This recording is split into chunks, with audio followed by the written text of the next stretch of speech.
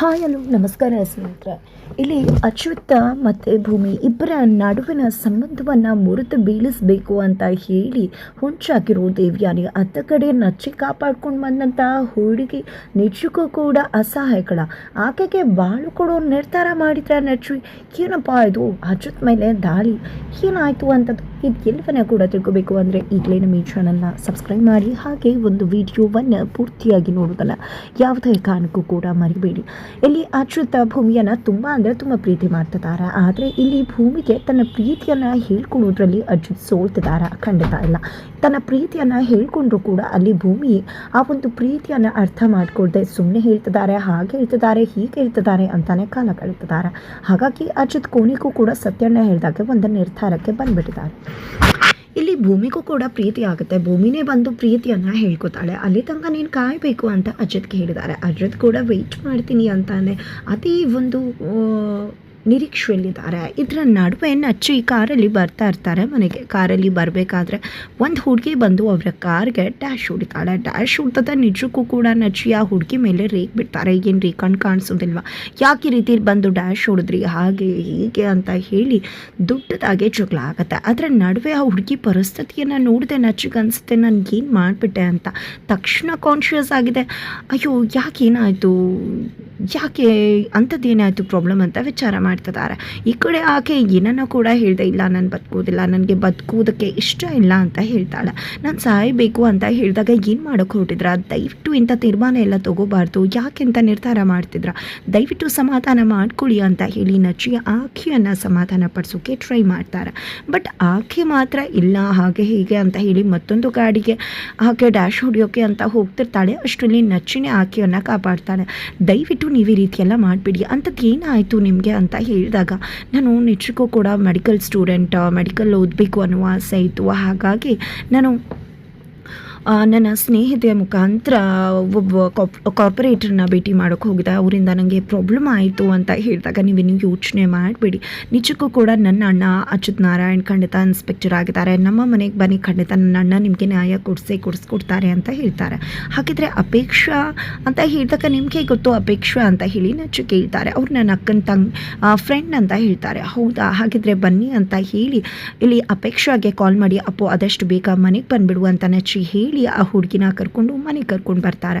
ಅಷ್ಟರಲ್ಲಿ ಮನೆಯವ್ರು ಎಲ್ಲರೂ ಕೂಡ ಬರ್ತಾರೆ. ಈ ಕಡೆ ಅಪ್ಪು ಕೂಡ ಬರ್ತಾಳೆ. ಅಪ್ಪು ಬಂದಿದೆ, ಸಮಾಧಾನ ಮಾಡ್ಕೊಂಡು ನಿನ್ಗೇನೂ ಆಗೋದಿಲ್ಲ, ನಾನಿದ್ದೀನಿ ಸ್ಪಂದನ ಅಂತ ಹೇಳಿ ಸಮಾಧಾನ ಮಾಡ್ತಿರ್ತಾರೆ. ಅಷ್ಟರಲ್ಲಿ ಅಜಿತ್ ಕೂಡ ಅಲ್ಲಿಗೆ ಬರ್ತಾರೆ. ಯಾರಿವರು, ಏನಾಯಿತು ಏನು ಅಂತ ಕೇಳ್ತಿದ್ರೆ ಇವಳು ನನ್ನ ಫ್ರೆಂಡ್ ತಂಗಿ ಅಂತ ಹೇಳಿ ಅಪ್ಪು ಪರಿಚಯ ಮಾಡ್ತಾರೆ. ನಂತರ ಈ ಕಡೆ ನಚ್ಚಿ ಅದು ಬ್ರೋ ನಾನು ಕಾರಲ್ಲಿ ಬರಬೇಕಿದ್ರೆ ಈ ಹುಡುಗಿ ಡ್ಯಾಶ್ ಹೊಡೆದ್ಬಿಟ್ಲು, ನಾನು ಯಾಕೆ ಏನು ಅಂತ ಹೇಳಿದಾಗ ಆಕೆಗೆ ಪ್ರಾಬ್ಲಮ್ ಆಗಿದೆ ಅಂತ ಗೊತ್ತಾಯ್ತು, ಹಾಗಾಗಿ ಮನೆಗೆ ಕರ್ಕೊಂಡು ಬಂದೆ ಅಂದಾಗ ಒಳ್ಳೆ ಕೆಲಸ ಮಾಡ್ದೆ ಅಂತ ಹೇಳಿ ಏನಾಯಿತು ಅಂತ ಹೇಳಿ ಅಚ್ಯುತ್ ಆಕೆಯನ್ನು ಪ್ರಶ್ನೆ ಮಾಡ್ತಾರೆ. ಆಗ ಆಕೆ ನನಗೆ ಮೆಡಿಕಲ್ ಸೀಟ್ ಬೇಕಾಗಿತ್ತು, ಹಾಗಾಗಿ ನನ್ನ ರಿಲೇಟಿವ್ ಮುಖಾಂತರ ನಾನು ಕಾರ್ಪೊರೇಟ್ರನ್ನು ಭೇಟಿ ಮಾಡಬೇಕು ಅಂತ ಅಂದ್ಕೊಂಡೆ.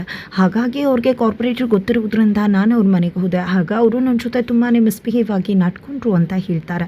ಇದರಿಂದಾಗಿ ಅಚ್ಯುತ್ ರುಚಿಗೆ ಹೇಳ್ತಾರೆ, ಇಂಥವ್ರಿಗೆಲ್ಲ ಸರಿಯಾಗಿ ಶಿಕ್ಷೆ ಆಗಬೇಕು, ನೀವೊಂದು ಕಂಪ್ಲೇಂಟ್ ಕೊಡಿ ಅಂದಾಗ ಇಲ್ಲ, ಕಂಪ್ಲೇಂಟ್ ಕೊಡೋದಕ್ಕೆ ಹೇಗೆ ಸಾಧ್ಯ ಆಗುತ್ತೆ, ನನ್ನ ಜೀವನ ಹಾಳಾಗಿದೆ, ಈ ರೀತಿ ಆಗಿದೆ ಅಂತ ಗೊತ್ತಾದರೆ ನನ್ನ ತಂದೆ ತಾಯಿ ನಾನು ಮುಖ ಎತ್ಕೊಂಡು ತಿರ್ಗೋಕ್ಕಾಗುತ್ತೆ, ಖಂಡಿತ ತಲೆ ಎತ್ಕೊಂಡು ತಿರ್ಗೋಕ್ಕಾಗೋದಿಲ್ಲ, ಇಲ್ಲ ನಾನು ಬದುಕೋದಕ್ಕೆ ಅರ್ಹತೆಯೇ ಇಲ್ಲ, ನಾನು ಸತ್ತು ಹೋಗಿಬಿಡಬೇಕು, ನನ್ನಂಥವ್ಳಿಗೆ ಬದುಕೋ ಅರ್ಹತೆ ಇಲ್ಲ ಅಂತ ಹೇಳಿ ಕಣ್ಣೀರು ಹಾಕೋಕೆ ಶುರು ಮಾಡ್ಕೋತಾರೆ. ದಯವಿಟ್ಟು ಈ ರೀತಿಯೆಲ್ಲ ಅನ್ಕೋಬೇಡಿ, ನಾನಿದ್ದೀನಿ, ಎಲ್ಲವನ್ನ ಕೂಡ ಸಾರ್ಟ್ಔಟ್ ಮಾಡ್ತೀನಿ ಅಂತ ಕಾರ್ಪೊರೇಟರ್ಗೆ ಸರಿಯಾಗಿ ಶಿಕ್ಷೆ ಕೊಡಿಸ್ಬೇಕು. ನಿಮ್ಮಂಥ ಹೆಣ್ಮಕ್ಳು ಧೈರ್ಯದಿಂದ ಬಂದು ಕಂಪ್ಲೇಂಟ್ ಕೊಟ್ಟಾಗ ಮಾತ್ರ ಇಂಥವ್ರಿಗೆ ಶಿಕ್ಷೆ ಆಗುತ್ತೆ. ನಿಮ್ಮಂಥ ಎಷ್ಟೋ ಹೆಣ್ಮಕ್ಳುಗಳಿಗೆ ಅನ್ಯಾಯ ಆಗಿರುತ್ತೆ, ಅವ್ರಿಗೂ ಕೂಡ ಧೈರ್ಯ ಬರುತ್ತೆ. ಇಂಥವ್ರು ಎಷ್ಟೋ ಹೆಣ್ಮಕ್ಳುಗಳಿಗೂ ಕೂಡ ಅನ್ಯಾಯ ಮಾಡಿರ್ತಾರೆ. ಹಾಗಾಗಿ ಹೇಳ್ತಾ ಇದ್ದೀನಿ, ನೀವು ಕಂಪ್ಲೇಂಟ್ ಕೊಡಿ, ನಾನು ಅವ್ರಿಗೆ ಸರಿಯಾಗಿ ಶಿಕ್ಷೆ ಕೊಡಿಸ್ತೀನಿ ಅಂತ ಹೇಳಿ ಆಕೆಗೆ ಧೈರ್ಯ ತುಂಬಿದಾಗ ಆಕೆ ಕೂಡ ಸರಿ ಆಯಿತು ಅಂತ ಹೇಳಿ ಹೇಳ್ತಾರೆ. ಖಂಡಿತವಾಗ್ಲೂ ಅಂತ ಹೇಳಿ ಅಚ್ಯುತ ಕೆಲಸಕ್ಕೆ ಮತ್ತೆ ವಾಪಸ್ ಹೋಗ್ತಾರೆ. ಈ ಕಡೆ ಸತ್ಯನ ಮತ್ತು ನಚ್ಚು ಇಬ್ಬರು ಕೂಡ ರೂಮಲ್ಲಿ ಇರ್ತಾರೆ. ಈ ಕಡೆ ಸತ್ಯನ, ನನ್ನ ಒಂದು ಕಕ್ಷಿದಾರರಿಗೆ ಒಂದು ಪ್ರಾಬ್ಲಮ್ ಆಗಿದೆ, ಹಾಗಾಗಿ ನಿನ್ನ ಹತ್ರ ಸಜೆಷನ್ ತೊಗೋಬೇಕು ಅಂತ. ಅವರಿಬ್ಬರು ಕಾಂಟ್ಯಾಕ್ಟ್ ಮ್ಯಾರೇಜ್ ಆಗಿದ್ದಾರೆ. ಆದರೆ ಇದು 2 ವರ್ಷಕ್ಕೋ 1 ವರ್ಷಕ್ಕೋ ಇರುತ್ತೆ. ಈಗ ಅವರ ಟೈಮ್ ಮುಗಿತಾ ಬಂದಿದೆ. ಆದರೆ ನಿಜವಾಗ್ಲೂ ನನ್ನ ಕಕ್ಷಿದಾರನಿಗೆ ಆಕೆಯ ಮೇಲೆ ಪ್ರೀತಿ ಆಗಿಬಿಟ್ಟಿದೆ. ಬಟ್ ಆ ಹುಡುಗಿಗೆ ಎಷ್ಟು ಪ್ರೀತಿ ಹೇಳ್ಕೊಂಡ್ರು ಕೂಡ ಅದು ಅರ್ಥ ಆಗ್ತಾ ಇಲ್ಲ. ಹಾಗಾಗಿ ಹೇಗಾದರೂ ಮಾಡಿ ಆಕೆಗೆ ಅವನು ಪ್ರೀತಿಯನ್ನು ತಿಳಿಸ್ಬೇಕು. ಏನು ಮಾಡ್ದು ಅಂದಾಗ ಈ ಕಡೆ ನಚ್ಚಿ ಇದು ಅಚ್ಯುತ ಮತ್ತು ಭೂಮಿ ಸ್ಟೋರಿ ಅಲ್ವಾ ಅಂತ ಹೇಳ್ಬಿಡ್ತಾರೆ. ಏನಪ್ಪ ಇವನಿಗೆ ಗೊತ್ತಾಗ್ಬಿಟ್ಟಿದೆಯಾ ಸತ್ಯ ಕಾಂಟ್ರಾಕ್ಟ್ ಮ್ಯಾರೇಜ್ದು ಏನಿದು ಪಟ್ ಅಂತ ಹೇಳ್ಬಿಟ್ನಲ್ಲ ಅಂತ ಹೇಳಿ ಸತ್ಯನ ಅನ್ಕೋತಾರೆ. ಬಟ್ ಖಂಡಿತವಾಗ್ಲೂ ಇಲ್ಲ, ಸುಮ್ಮನೆ ತಮಾಷೆ ಮಾಡಿದೆ ಅಂತ ಹೇಳಿ ನಚ್ಚಿ ಹೇಳ್ತಾರೆ. ಈ ಕಡೆ ಸತ್ಯ ಗೊತ್ತಿಲ್ವಲ್ಲ ಅಂತ ಹೇಳಿ ಸತ್ಯನ ಕೂಡ ಸಮಾಧಾನ ಆಗ್ತಾರೆ. ಏನು ಮಾಡೋದು ಅಂತಲೇ ಗೊತ್ತಾಗ್ತಿಲ್ಲ, ಹೇಳಪ್ಪ ನಿನಗೇನಾದರೂ ಐಡಿಯಾ ಇದ್ರೆ ಅಂತ ಹೇಳಿದಾಗ ಈ ಕಡೆ ನಚ್ಚಿ ಒಂದು ಡಾಕ್ಟರ್ ಆಗಿನೇ ಯೋಚನೆ ಮಾಡ್ತಾ ಇದ್ದೀನಿ ಏನು ಮಾಡಬೇಕು ಅಂತ ಹೇಳ್ತಾರೆ. ಸತ್ಯನ ಪದೇ ಪದೇ ಪದೇ ಪದೇ ಒತ್ತಿ ಹೇಳೋದನ್ನೇ ಹೇಳ್ತಿರ್ತಾರೆ.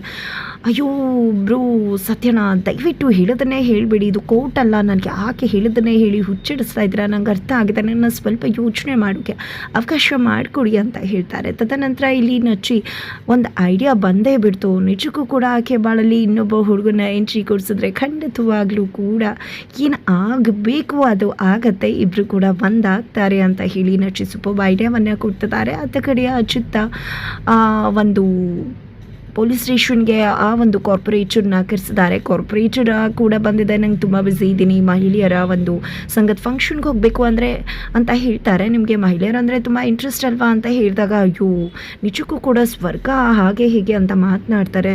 ಹೌದೌದು ಅದೇ ರೀತಿ ದೇವತೆ ಅಂತ ಕೂಡ ಹೇಳ್ತಾರೆ ಇಲ್ಲಿ ಅಚ್ಯುತ. ತದನಂತರ ಇಲ್ಲಿ ಕಾರ್ಪೊರೇಟರ್ ಮಾತುಗಳು ಸ್ವಲ್ಪ ಕೂಡ ಅಚ್ಯುತ್ಗೆ ಇಷ್ಟ ಆಗೋದಿಲ್ಲ.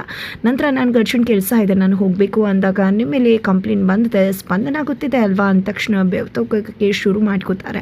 ಅಯ್ಯೋ ಆಕೆ ನನ್ನನ್ನು ಮೇಲೆ ನಿಜವಾಗ್ಲೂ ದೌರ್ಜನ್ಯ ಮಾಡೋಕೆ ಬಂದರು, ಮೆಡಿಕಲ್ ಸೀಟ್ ಕೇಳೋಕೆ ಬಂದು ನನ್ನನ್ನೇ ಬುಟ್ಟಿಗೆ ಹಾಕೊಳ್ಳೋಕೆಲ್ಲ ಟ್ರೈ ಮಾಡಿದ್ಲು, ಹಾಗೆ ಹೀಗೆ ಅಂತ ಹೇಳಿ ಸ್ಪಂದನ ಮೇಲೇ ಸುಳ್ಳಿನ ಒಂದು ಸುರಿಮಳೆನೇ ಸುರಿಸ್ಬಿಡ್ತಾರೆ. ಹೌದಾ ಹುಡುಗಿ ಬೇರೆ ರೀತಿ ಹೇಳಿದ್ಲಲ್ಲ ಅಂದಾಗ ಅವಳು ಸುಮ್ಮನೆ ಈ ರೀತಿಯೆಲ್ಲ ಹೇಳ್ತಿರೋದು ನನ್ನ ಹೆಸರನ್ನು ಹಾಳು ಮಾಡೋದಕ್ಕೆ, ನಾನೇ ಆಕೆ ಮೇಲೆ ಕಂಪ್ಲೇಂಟ್ ಕೊಡ್ತೀನಿ, ಏನು ಅವ್ರ ಮೇಲೆ ಮಾತ್ರ ದೌರ್ಜನ್ಯ ಆಗುತ್ತಾ, ನಮ್ಮಂಥವ್ರ ಗಂಡಸ್ರ ಮೇಲೂ ಕೂಡ ದೌರ್ಜನ್ಯ ಆಗುತ್ತಲ್ವಾ ಅಂತ ಹೇಳಿ ಕಾರ್ಪೊರೇಟ್ರೇ ಹೇಳಿದಾಗ ಹೌದು ಸರ್ ನೀವು ಹೇಳೋದು ಕರೆಕ್ಟಾಗೇ ಇದೆ, ಅದಕ್ಕೋಸ್ಕರ ಒಂದು ಮೆಡಿಕಲ್ ಟೆಸ್ಟ್ ಮಾಡಿಸ್ಬಿಡೋಣ ಬಿಡಿ ಅಂದಾಗ ಹೆದರ್ಕೊಂಡ್ಬಿಡ್ತಾರೆ. ಬೇಡ ಅಂತಾರೆ. ಅದು ಹೇಗೆ ಸರ್ ಮೆಡಿಕಲ್ ಟೆಸ್ಟನ್ನು ಏನಾದರೂ ಮಾಡಿಸಿದ್ರೆ ಖಂಡಿತ ನಿಮ್ಮ ತಪ್ಪಿಲ್ಲ ಅಂತ ಗೊತ್ತಾಗುತ್ತೆ, ನಿಮ್ಮ ಬಗ್ಗೆ ಇರ್ತಕ್ಕಂಥ ಪ್ರೆಸ್ಟೀಜ್ ಇಲ್ಲಿಗೆ ಹೋಗುತ್ತೆ, ನಿಮ್ಮ ಸ್ಟೇಟಸ್ ಜಾಸ್ತಿ ಆಗುತ್ತೆ, ನಿಮ್ಮ ಪ್ರೆಸ್ಟೀಜ್ ಜಾಸ್ತಿ ಆಗುತ್ತೆ, ಆಮೇಲೆ ಕ್ಲಾರಿಟಿ ಕೂಡ ಸಿಗತ್ತಲ್ವಾ, ನೀವು ಯಾಕೆ ಆ ರೀತಿಯೆಲ್ಲ ಯೋಚನೆ ಮಾಡ್ತಿದ್ರೆ, ನಿಜಕ್ಕೂ ಇದರಿಂದ ಒಳ್ಳೇದಾಗೋದು ನಿಮಗೆ ತಾನೇ ಅಂತ ಹೇಳ್ತಾರೆ. ಕೊನೆಗೂ ಇಲ್ಲಿ ಕಾರ್ಪೊರೇಟರ್ ಮೆಡಿಕಲ್ ಟೆಸ್ಟ್ ನಡೆಯುತ್ತೆ, ಅರೆಸ್ಟ್ ಮಾಡಿದ್ದಾರೆ. ಈ ಕಡೆಯವ್ರ ಎಲ್ಲ ಕಾರ್ಯಕರ್ತರು ಬಂದಿದ್ದೆ ಪೊಲೀಸ್ ಸ್ಟೇಷನಲ್ಲಿ ದೊಡ್ಡ ಗಲಾಟೆಯನ್ನೇ ಮಾಡ್ತಿದ್ದಾರೆ. ಈ ಕಡೆ ಗಲಾಟೆ ಆಗ್ತಿರೋ ವಿಷಯವನ್ನು ಈ ಕಡೆ ಮೊಬೈಲಲ್ಲಿ ಭೂಮಿ ಕೂಡ ನೋಡ್ತಿದ್ದಾಳೆ. ಇದ್ರ ಗಲಾಟೆ ನಡುವೆ ಇಲ್ಲಿ ಅಚ್ಯುತ್ ಬಂದಿದೆ, ಆ ಗಲಾಟೆಯನ್ನು ನಿಲ್ಲಿಸೋ ಪ್ರಯತ್ನಕ್ಕೆ ಮುಂದಾಗಿರ್ಬೇಕಿದ್ರೆ ಯಾರೋ ಒಬ್ಬರು ಬಂದು ಹಿಂದೆಯಿಂದ ಅಚ್ಯುತ್ ಮೇಲೆ ದಾಳಿಯನ್ನು ಮಾಡೇ ಬಿಡ್ತಾರೆ. ಅಚ್ಯುತ ಪಾಯಕ್ಕೆ ಸಿಕ್ಬಿದ್ದಿದ್ದಾರೆ. ಈ ಕಡೆ ಭೂಮಿ ಅದನ್ನು ನೋಡಿದ್ದೇ ಶಾಕ್ ಆಗಿದೆ, ತನ್ನ ಗಂಡನ ಪ್ರಾಣವನ್ನು ಉಳಿಸ್ಕೊಳ್ಳೋದಕ್ಕೆ ಮುಂದಾಗ್ತಿದ್ದಾಳೆ. ಹಾಗಿದ್ರೆ ಇತ್ತ ಕಡೆ ಸ್ಪಂದನ ಮನೆಗೆ ಬಂದದ್ದು, ಸ್ಪಂದನ ಮೇಲೇನಾದರೂ ನಚ್ಚಿಗೆ ಲವ್ ಆಗಿ ಆಕೆಯೇ ಮದುವೆ ಆಗ್ತಾರೆ. ಈ ಕಡೆ ದೇವ್ಯಾನಿ ಮಾಡ್ತಕ್ಕಂಥ ಹೊಸ ಪ್ಲ್ಯಾನ್ ಏನಿರ್ಬೋದು, ಇದು ಎಲ್ಲವನ್ನ ಕೂಡ ತಿಳ್ಕೊಬೇಕು ಅಂದರೆ ಮುಂದಿನ ವಿಡಿಯೋಗೆ ವೇಟ್ ಮಾಡಿ.